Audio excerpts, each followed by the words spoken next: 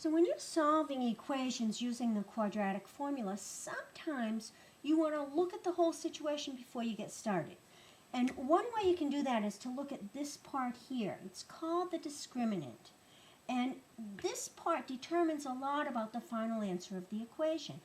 There's three situations that could happen here with that number. It could be positive. It could be 0. It could be negative. And based on one of those three answers, the nature of the roots of the whole equation take on different perspectives. If this is positive, then you get two real roots. You get two real roots. Now, they might not be nice roots. They could be irrational or rational, but they're both real. If you get 0 in here, you get just what's called a double root, or you get one answer which is called a double root for the quadratic equation. Quadratic equations usually have two answers, so the two answers are the same answer, or one double root. Now, you can also get the situation where this part is a negative number, and when that happens, you get two imaginary roots.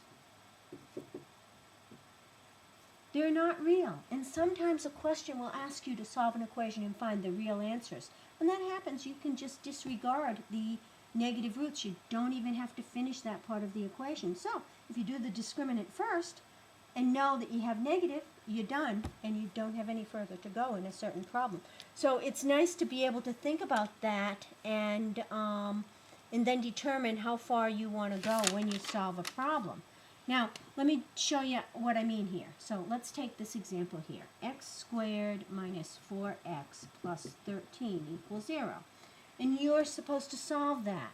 But before you do, why don't you look at what the discriminant is first. So A is 1, B is negative 4, and C is 13. I'm going to do the discriminant first. So I'm going to do minus 4 squared minus 4 times A times C. So, what do I get here when I do that?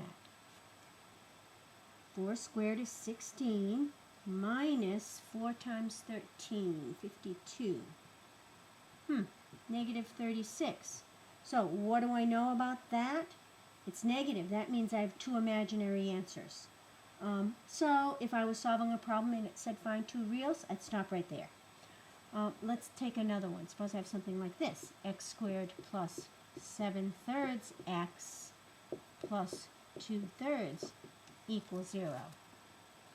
Well, using B is 7/3 and C is 2/3 is a little bit messy. So before you determine your A, B, and C in this one, how about clearing of fractions? Remember what to multiply by? In this case, 3. So, let's rewrite this as 3x squared plus 7x plus 2 equals 3 times 0 is 0. Remember, when you multiply by 3, you have to multiply every single part by 3, including this side over here. All right, so now A is 3, and B is 7, C is 2. So what's our discriminant? B squared, so that's 49 minus 4 times A times C. 4 times 3 is 12, times 2 is 24. So 49, take away 24 is 25. So our discriminant is 25. What does that tell us? Well, it's positive. Is it positive, 0, or negative? That one's positive. So how many roots do I have? Two real roots. Worth solving, that one. All right, let's do one more. Suppose I had this equation here. I'll write it over here. X squared plus 4 root 2x minus 8. What's the A? 1. What's the B? Ooh, tricky, tricky. I hope you said 4 root 2, and the C is negative 8. So let's do B squared again. So 4 root 2 squared minus 4 times A times C. This part's easy. We're going to have plus 32. When I square this, I get 16 times 2, 32. 32 plus 32, 64. And then I look at it and I determine one of three things. Positive, 0, or negative. It's positive. How many roots? 2.